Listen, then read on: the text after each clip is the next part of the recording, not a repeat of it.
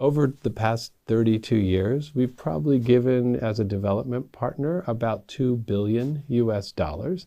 But what's really striking is since Russia's unprovoked war and invasion in Ukraine, we have given about $700 million in US assistance. When do you think it's best to start learning about money? Always earlier than we think. When do kids in USA begin learning about money? But most children of 5, 6 years old start to learn about money. I think most American high schools make sure that you actually have a course about how to be a good citizen and also how to manage money. What tips do you have for young Moldovans who want to start a business or maybe invest their money here?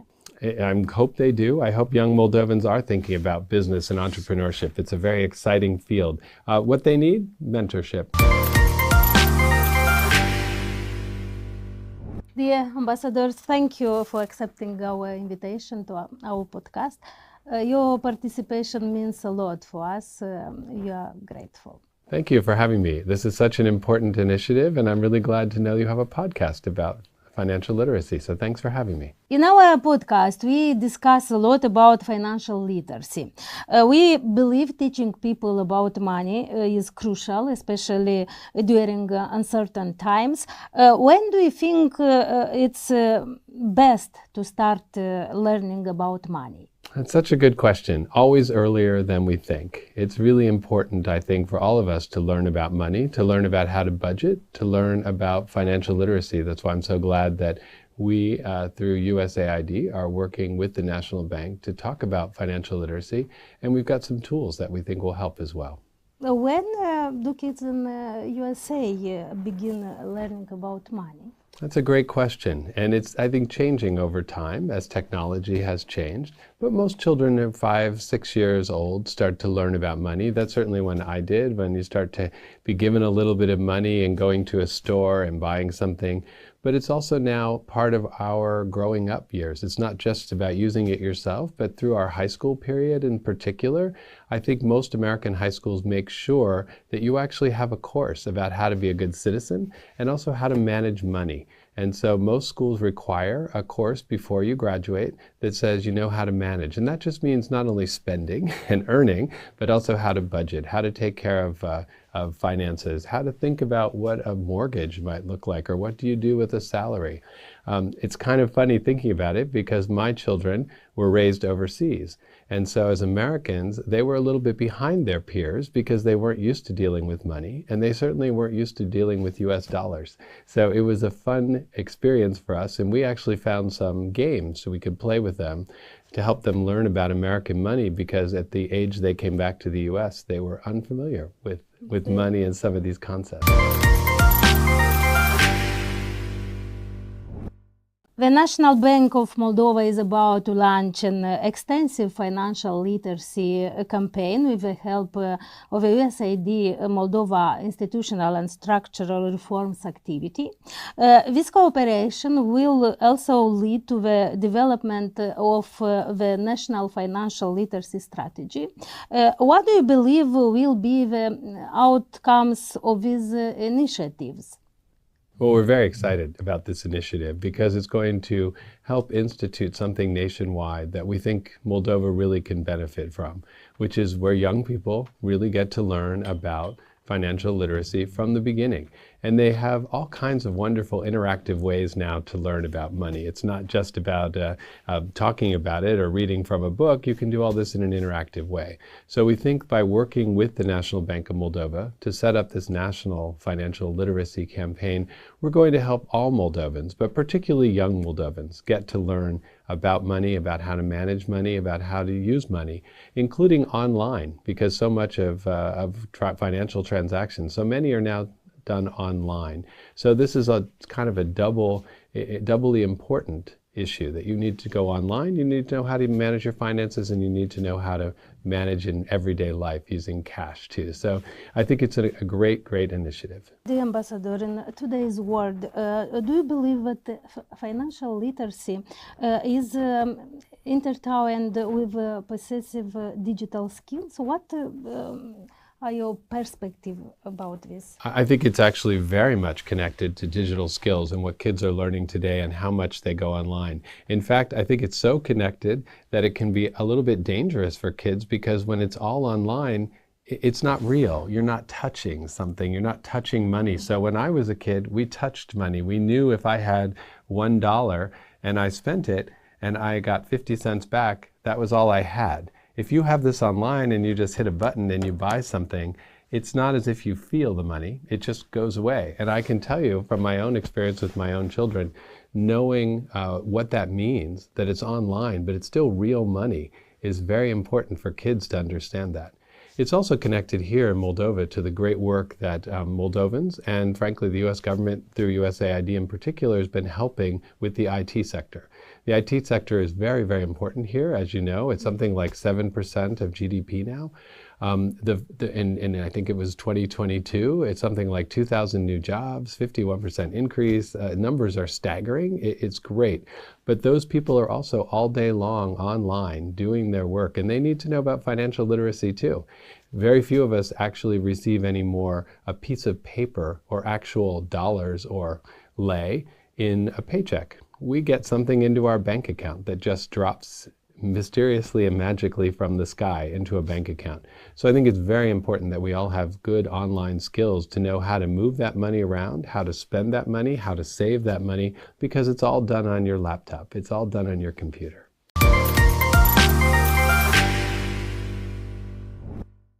And now very important questions about American experience. What a good idea about money and the finances can Moldova take from the USA? Well, I think that we've looked at studies and we know that financial literacy levels here aren't as high as they might be. Perhaps they can be better.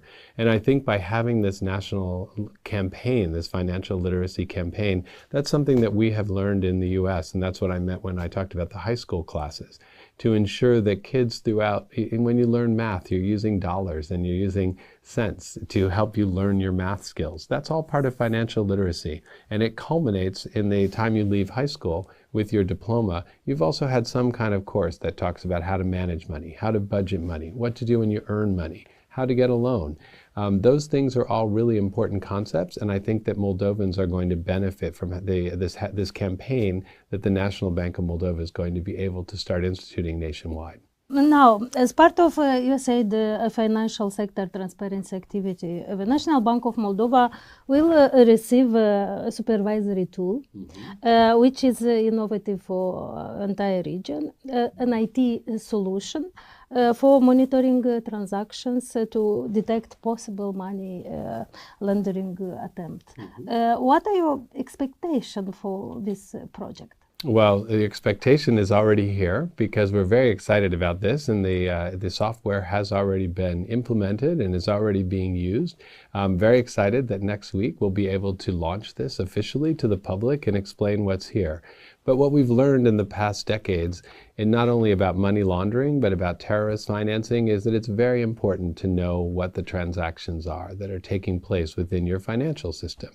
This kind of software, whereas if you try to imagine an individual person trying to scroll through a laptop or something and look at them, you now can use technology to monitor these transactions. And the software can then say, oh, that's a transaction somebody needs to look at. Oh, stop that one. Take a look at this.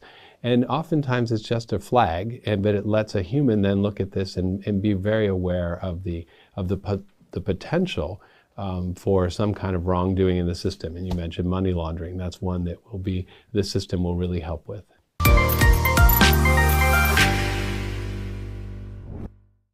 Also, with the help of USAID, the KIC solution for remote identification of financial institutions' customers is being developed.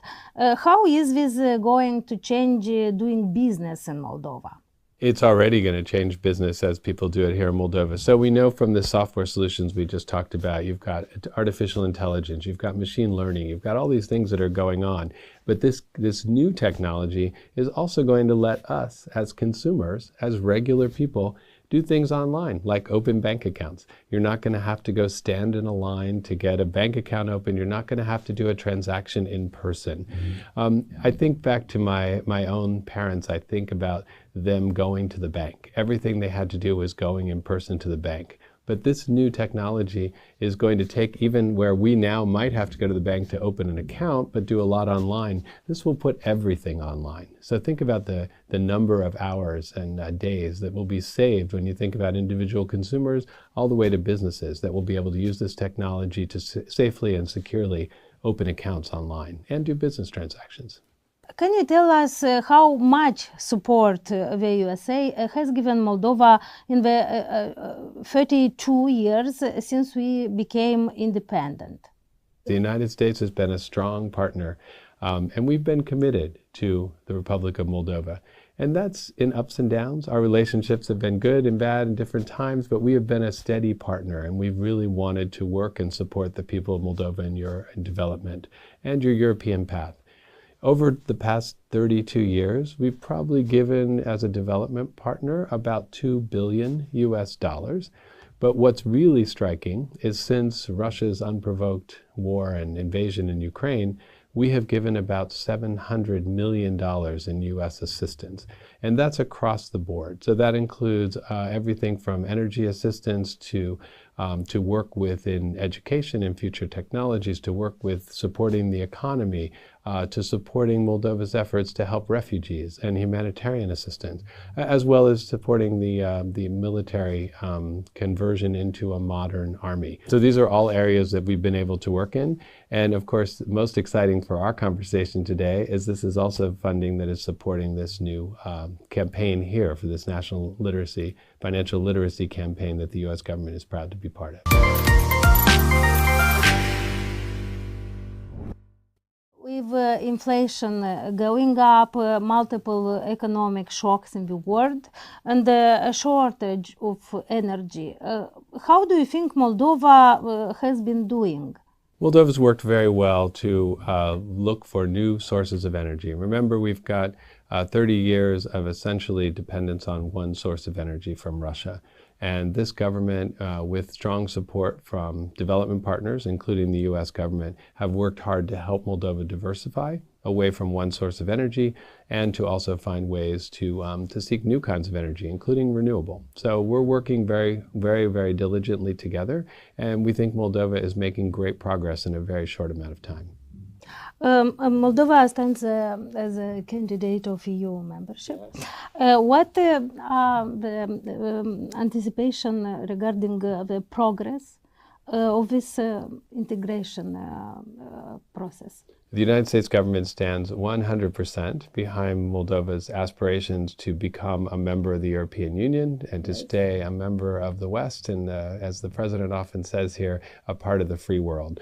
We're going to do everything possible through our assistance programs to find ways to support Moldova's aspirations and the hard work that it takes to align with European Union policies and the work that's being done right now. We're not a member of the European Union, so we won't have a vote, but you can count on our support. We'll continue to raise that with our counterparts in Brussels and in individual capitals, supporting what we think is Moldova's appropriate place as part of the European Union. Moldova requires both resources and partners to tackle its challenges effectively. Can you rely on your sustained assistance as we navigate these obstacles, these challenges? Yes, yes, you can. And the United States, as I mentioned, has been with you for 32 years. We're going to continue to be with you. We find the government of Moldova, the people of Moldova, to be incredible partners. We've worked together in so many different areas and made a lot of progress, and we expect to continue to do that in the years ahead. We have in this podcast Blitz interview. Oh, that sounds difficult. Okay. It's okay. Okay. What does the U.S. ambassador to Moldova do? My job every day is twofold. One, I represent the United States government and our policies formally to the government of the Republic of Moldova. And so we have official government-to-government discussions. But more interesting, and I think a lot more fun, is the engagement that I get to have every day working with Moldovans, working with Americans to support the bilateral relationship. We want to have a strong relationship, an ever stronger relationship, I should say, between Americans, between Moldovans. We spend a lot of time trying to reach out to people to learn more about this wonderful country, to experience this wonderful country, including in culinary and cultural ways, as well as all the great work that we do together as partners. What do you perceive as the key contribution of USA to advancing Moldova's financial system? I think this program is one of those, this National Financial Literacy Program. I was very excited these past few years. We've had America Days, and we've had the National Bank and our partners out there working with young people, giving quizzes, and watching kids get very excited about financial literacy. So that's one of the exciting ways we're helping. Which Moldovan export hold a potential for accessing the US market? There are so many wonderful exports here, but where we see some real potential and where we see actual real achievements already, I'd talk about wine, I'd think about stone fruits, I'd think about fabrics and apparel and fashion, and I'd think about, of course, IT, as I mentioned. All of those are doing extremely well. Young Moldovans are finding careers and getting excited about those areas, and you are exporting world-class products to the European Union, to your neighbors, and we're excited to see more of those go to the United States. What advice do you have for Americans who want to invest in Moldova? Americans who want to invest in Moldova are most welcome. The United States Embassy is here to help wherever we can. The American Chamber of Commerce is here to help. I think what most companies need to do is always do your homework. They need to figure out what the rules and regulations are and how best to make their investment work here. What should Moldova do to take more people who want to invest here? I think Moldova and this government are thinking very hard about how to attract investors, and they're trying to come up with the very best climate and regulatory framework, business climate, I should say, and regulatory framework that will be attractive to foreign investors. There have been a lot of challenges, as we know, over the past years to the economy here, and I've been very heartened to see so many investors stay here and stick it out. So to attract new investors, it's going to be important for them to know the market, to learn about the market. The U.S. government and the American Chamber of Commerce can help. And last question, the ambassador. What tips do you have for young Moldovan who want to start a business or maybe invest their money here? I hope they do. I hope young Moldovans are thinking about business and entrepreneurship. It's a very exciting field. What they need? Mentorship. There's so many great people who've done it, who've managed, who figured out ways to start businesses. Some of the most wonderful and inspirational people that I have met here in the past year and a half in the Republic of Moldova are business people, people who had an idea and passion for what they wanted to do. And they got a little help. And sometimes that was from the U.S. government via USAID. Sometimes it was from other friends of mentors, other development partners, other Moldovans who they knew. So mentorship and real support is necessary. Of course, financial help and all those things are necessary, but find a mentor, find someone to help you. The ambassador, thank you. Thank you. It's great to see you again.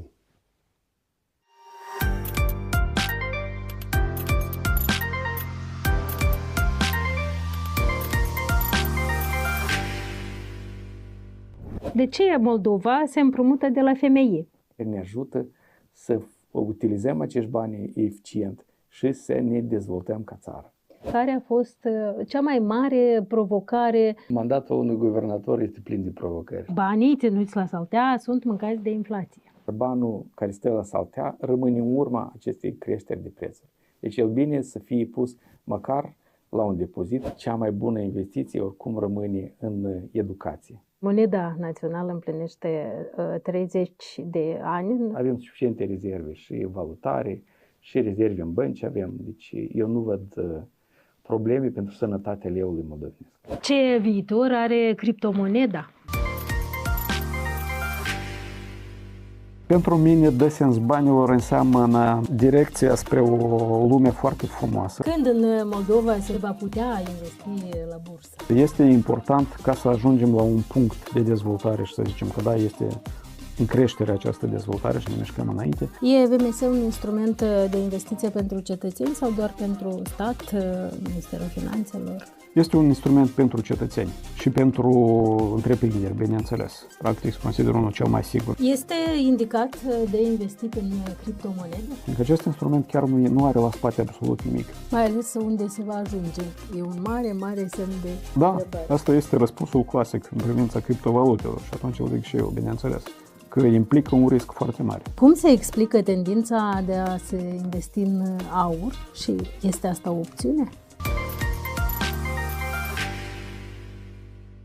Să evităm să avem credite cu dobânzi foarte mari. E foarte riscant, poate deveni un rolling credit. Să evităm să credem la tot ce auzim în jurul nostru, să ne amintim că în momentul în care cineva ne propune sau cineva ne spune că avem posibilitatea de a face foarte mulți bani pe un timp foarte scurt, probabil asta înseamnă și riscuri foarte mari. Educația financiară aș spune că e mai importantă acum decât oricând. 130 de țări lucrează sau sunt interesate pe aceste domenii și la nivel internațional cam 75 de țări au dezvoltat strategii de educație financiară. 3 obiective pentru viitorul educației financiare. Fiecare copil să aibă acces la educație financiară în școli, fiecare țară să aibă o strategie de educație financiară și alfabetizarea financiară să crească la un nivel ridicat. Ce procent v-ar mulțumi? 100%.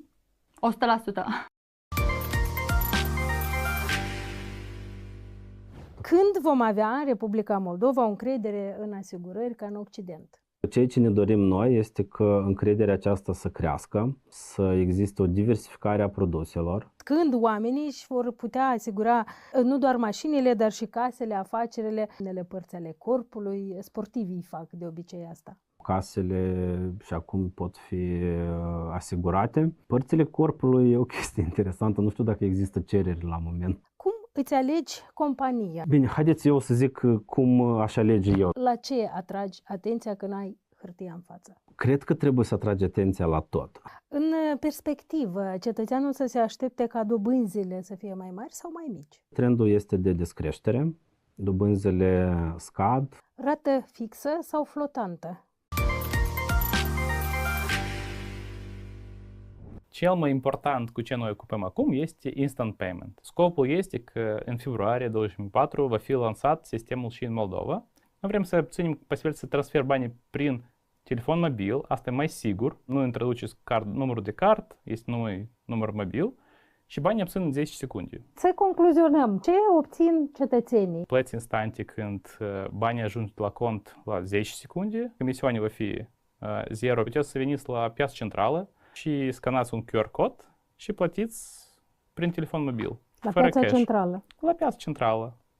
Nice. Ce obțin antreprenorii? Dacă viteza în economie de bani sunt mai mari, înseamnă și economie pot lucrează mai eficient. Eu vin fiecare săptămână la kiosc cu legume și fructe, vreau să plătesc non-cash, nu pot. Nu e ok. Dar am un vis. Very clear forward look.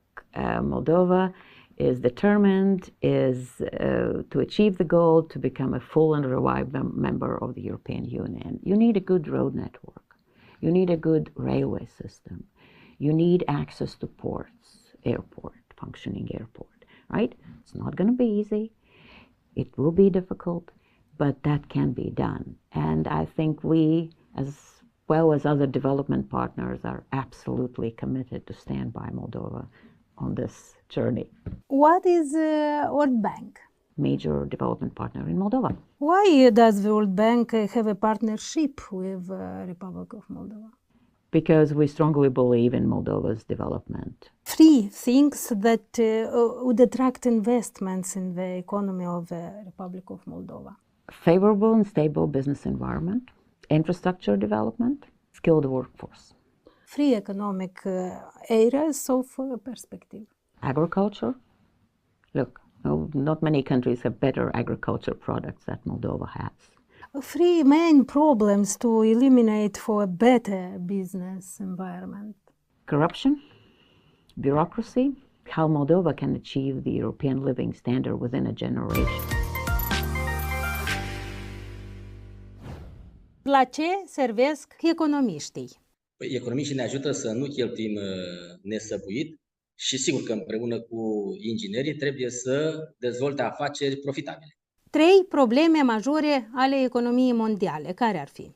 Dacă o luăm în ordine, ar fi criza alimentară, energetică, militară, aș mai zice și schimbările climatice. 3 probleme majore ale învățământului economic. Este o subfinanțare a învățământului în general și în special a celui economic. Dacă într-un guvern sunt economiști buni, lucrul acesta se simte? Cum credeți? Păi un guvern nu poate să existe fără economiști. Ce sfaturi ați avea pentru stat și pentru cetățeni? Pentru stat poate ar fi bine să găsim soluții să finanțăm mult mai bine pe copiii care vin din mediul rural. Pentru cetățeni trebuie să îi iubească ca o familie, înțeleagă, pentru că e o perioadă grea, foarte grea, să-i ajute cu absolut tot ce au posibil. Să ne uităm în viitor și să răspundem la întrebarea ce urmează. Eu sunt încrezător. How would you rate Moldova's financial system? Stable, capable to finance what it needs to finance, well supervised. How is the capital market performing? It is underdeveloped. We will look into it even further in the future, together with the other donors. What export capacity does the country have to the EU? The country has the export capacity to the EU. Why does the National Bank of Moldova need independence? If you want to have higher welfare of citizens, meaning with higher growth, with better employment, you need to have stable inflation. And this is done if you have an independent central bank. What can Moldova do to attract the foreign investments? Moldova is a very well placed, it's close to the EU, but in order to fully benefit from that, we need to ensure that there are certain reforms in the business environment. Think positively. I think better times are coming.